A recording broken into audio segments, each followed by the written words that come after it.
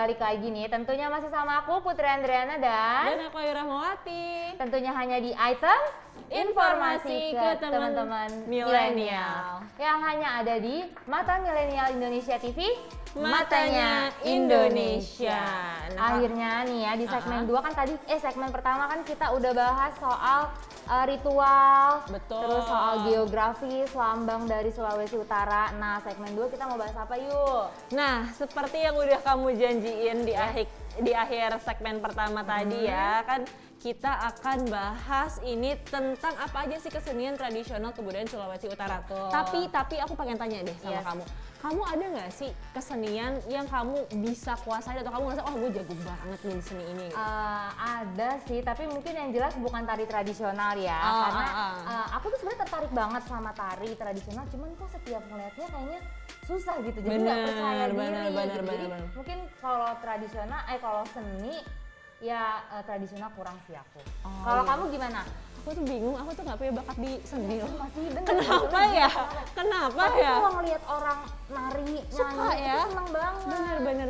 Mungkin kita cocoknya jadi penonton aja lah ya. Iya, dan makanya nih kita di sini ya. Mungkin Iya. bakat kita adalah berbicara sama teman Masih milenial. informasi aja ke teman-teman di Bisa rumah. jadi. Nah, ngomong-ngomong masalah seni ya, Put, jadi kita akan bahas seni-seni tradisional kebudayaan khas dari Sulawesi Utara. Gimana? Kira-kira ada yang tahu nggak nih teman milenial? Kita akan bahas apa aja? Ya, mungkin di rumah udah banyak yang tahu, cuman buat yang nggak tahu juga, buat yang udah tahu buat nge-refresh lagi kan juga bisa ya. Bener banget. Nah, mungkin karena tadi kita awalnya ngomongin tari, kita mulai dari seni tari dulu kali ya. Yes. Jadi kalau misalkan kalian jalan-jalan ke Sulawesi Utara, ini ada beberapa seni tari yang kalian harus tahu juga. Yang pertama ini adalah tari Maengket. Ini adalah tarian yang memiliki gerakan yang awalnya itu sederhana, kayak gerakannya itu lagi nanam padi gitu. Benar. Dan saat ini telah mengalami kemajuan pada gerakannya. Jadi udah mulai dimodifikasi lagi gerakannya. Kemudian ada juga namanya tari tempurung. Jadi ini biasanya dilakukan oleh satu orang laki-laki dan satu orang perempuan. Jadi sepasang gitu. Dan biasanya pada pementasannya ini banyak dekorasi yang dibuat dari tempurung kelapa. That's why lah namanya jadi tarian tempurung. Oke. Terus lanjut nih, ada yang namanya juga tari katriliu. Jadi tarian ini tuh merupakan bawaan dari kebudayaan luar, yaitu bangsa Spanyol yang ketika itu mengekspresikan kesenangannya dengan tarian. Jadi ada unsur dari negara luar gitu ya, cuman tetap dia asli dari tari Sulawesi Utara. Benar. Gitu. Terus lanjut ada tari kabasaran, yaitu tarian ini itu biasanya digunakan untuk perang atau difungsikan untuk mengawal salah satu tokoh adat penting di Minahasa. Biasanya sih tarian ini ditarikan oleh kaum laki-laki. Nah ini meskipun namanya kabasaran tapi bajunya nggak kabasaran Nggak ya. kabasaran. Nggak kabasaran, tetap bagus ya. Tetap bagus. Bener banget. Nah selanjutnya ada juga yang namanya tari Manee. Tari Manee ya. Nah ini adalah tarian yang berasal dari daerah Talaut, Sulawesi Utara yang diambil dari salah satu tradisi masyarakat Talaut saat menangkap ikan. Kemudian ada juga yang namanya tari Gunde. Ini adalah tarian yang awalnya itu merupakan kegiatan ritual agama. Tapi akhirnya nih ya Put, seiring berjalannya waktu, tarian ini itu jadi tarian istana dan menjadi tari tradisional Sangihe Talaut. Jadi sampai sini nih kita udah bisa bilang kalau tarian di Sulawesi Utara tuh dari waktu ke waktu juga mengalami perkembangan ya. Bener. Nggak stagnan seperti itu aja. Iya, gitu. betul banget. Terus ada nih tari lenso. Jadi tari ini itu sebagai tarian dalam bentuk ajang pencarian jodoh bagi mereka yang masih bujang atau masih jomblo. Nah, di mana ketika lenso atau selendang diterima artinya tanda cinta diterima. Aduh, ini romantis ya. Mungkin bisa dicontoh nih sama teman-teman milenial cara melamar perempuan zaman sekarang kan pakai cara tarian ini gitu. Jadi kekinian tapi tetap ada tradisionalnya. Betul banget. Terus ada lanjut nih, ada tari tumatenden. Jadi tarian ini tuh berfungsi sebagai media pertunjukan hiburan sosial dan bisa juga dipakai pada upacara perkawinan. Oke, nah selanjutnya juga nih Put, ada yang namanya tari mesalai. Jadi ini adalah tarian yang diangkat dari ke istana Jadi tarian ini itu awalnya merupakan bentuk pemujaan dari masyarakat saat upacara penyembahan. Kemudian ada juga yang namanya tarian Mokosambe. Jadi tari ini diangkat dari cerita rakyat yang mengisahkan tentang 7 putri atau bidadari yang turun dari kayangan. Ini kayak legenda-legenda yang zaman dulu kita sering dengar gitu ya. Cerita-ceritanya ya.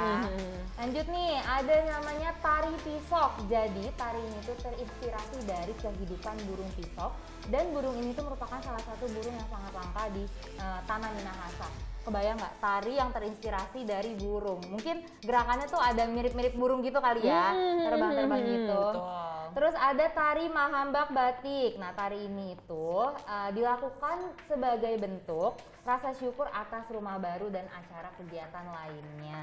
Oke, ini seru banget sih. Seru emang. banget. Kalau misalkan lihat tarian-tarian gitu tuh rasanya jadi kayak semangat. Terus kalau misalkan aku ngelihat tarian gitu ya, Put, ya, yang aku selalu pengen tahu adalah cerita di baliknya tuh apa sih? Benar, Ya kan? ada kisah di balik tarian. Terus ya udah, kalau menurut aku ya, tari tradisional itu udah gerakannya susah. Terus kita juga harus effort kostumnya.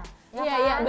betul. Make up-nya juga ada ciri khas tertentu Iya. gitu. Jadi nggak sembarangan. Dulu tuh kalau misalnya aku belajar tarian tradisional ya, langsung encok gitu bawaannya. Dulu kamu pernah belajar tari Pernah, tradisional? tapi kayak salah satunya apa tuh tarinya? aku pernah belajar tarian Betawi sih. Tarian Betawi. Tapi Susah ya? encok, Bu. Encok Saya, ya. Bu. Itu baru tarian Betawi. Kalau belajar semuanya, apalagi. Nah, kalau tadi kita udah ngomongin tarian, sekarang kita akan ke seni musiknya nih. Musik, yes. Jadi kalau seni musik ini dari Sulawesi Utara, aku pengen memperkenalkan 2 dulu. Yang pertama adalah kolintang. Jadi kalau kolintang ini umumnya terbuat dari kayu lokal Minahasa yang dia itu cukup ringan dan disusun secara horizontal. Kemudian cara mainnya itu lumayan sederhana sih sebenarnya. Cuma dengan mengetukkan malet atau tongkat pukul kecil di kayu tersebut. Kemudian ada juga yang namanya sasesahang. Jadi ini tuh kalau misalkan kita lihat ya, sekilas tuh bentuknya kayak garpu tala berujung runcing dan terbuat dari ruas bambu juga. Dan pada umumnya alat musik ini tuh digunakan untuk keperluan pertunjukan atau pagelaran seni musik tradisional, Po. Oke nih, aku juga ada nih ya. Ada seni musik namanya itu salude. Jadi alat musik ini tuh sejenis sitar tabung.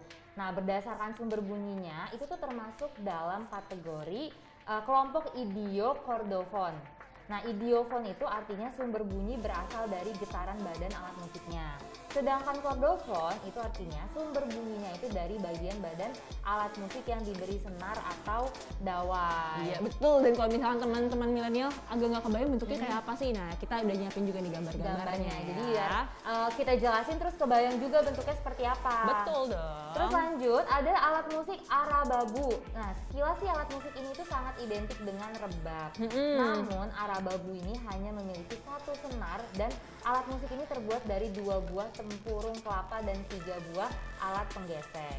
Nah, alat musik ini tuh dilengkapi dengan tongkat gesek yang terbuat dari bambu dan serat pohon pisang hote. Lagi-lagi ada unsur bambunya ya, alat musiknya. Betul. Terus terakhir ini ada bansi. Jadi bansi itu dalam bahasa Minahasa itu artinya suling. Sama sih seperti suling pada umumnya. Jadi alat musik ini juga dibuat dari bambu dengan beberapa lubang nada di bagian sisinya. Sejujurnya nih ya, aku pengen agak pengakuan dosa. Iya. Kalau misalkan ngomongin masalah alat musik tradisional tuh pengetahuan aku tuh lumayan sedikit. Sama, aku juga gitu. Ketahuan dulu waktu mata pelajaran sejarah nggak dengerin ya. Iya, aduh, nih sayang banget sih. Mungkin yang paling mendekati tradisional yang pernah aku mainin itu cuma suling. Tapi sulingnya juga yang modern, bukan yang dari bambu gitu. Benar, itu juga zaman sekolah nggak sih? Benar. Paling banter ya kalau nggak suling, pianika. Waduh, pianika tuh tradisional nggak ya? Iya, cuma alat musik yang kita pelajarin kan hanya di situ aja kan. Bener terbatas di situ aja. banget. Jadi penting nih sebenarnya buat teman-teman di rumah ya, namanya kita orang Indonesia, jadi kita juga perlu tahu budaya-budaya Indonesia. Betul, Gitu. dicicil-cicil aja dikit sambil nonton items ya. Benar. Nah, kalau tadi kita udah bahas tentang alat musiknya, seni musiknya.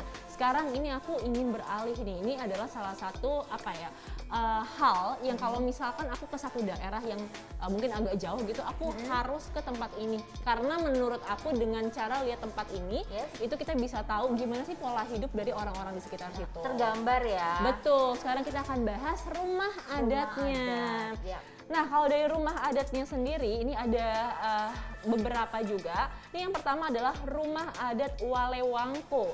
Jadi rumah Walewangko atau biasa juga disebut dengan rumah pewaris ini merupakan rumah tradisional khas suku Minahasa. Secara umum rumah adat ini itu digolongkan sebagai rumah panggung yang terdiri dari tiang penopang yang dibuat dari kayu yang kokoh. Oke. Terus lanjut, ini ada lagi rumah adat Bolaang Mongondo. Pada umumnya, rumah adat ini juga terbentuk rumah panggung dengan sebuah tangga di depan dan di belakang.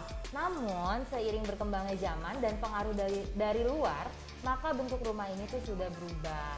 Itu yang aku bilang, jadi tradisional atau rumah adat pun seiring berjalannya waktu juga beradaptasi ya Betul, sama perubahan. betul. Jadi nggak stagnan, bentuknya seperti itu aja. Bener banget. Nah ini juga nih, biasanya kan kalau misalkan kita lihat satu rumah adat mungkin ada yang tinggi atau ada yang di bawah tanah. Itu biasanya memang sesuai sama satu kondisi geografis, dua kebiasaan hidup. Jadi menurut aku itu seru banget melihat rumah adat dan juga background story-nya. Betul.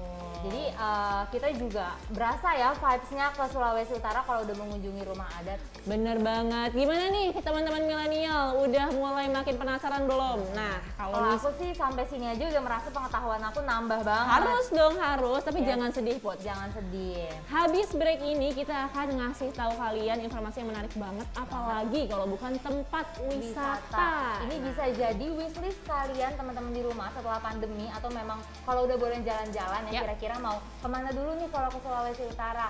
Pokoknya jangan kemana-mana, tetap stay tune di Items Informasi ke teman-teman milenial.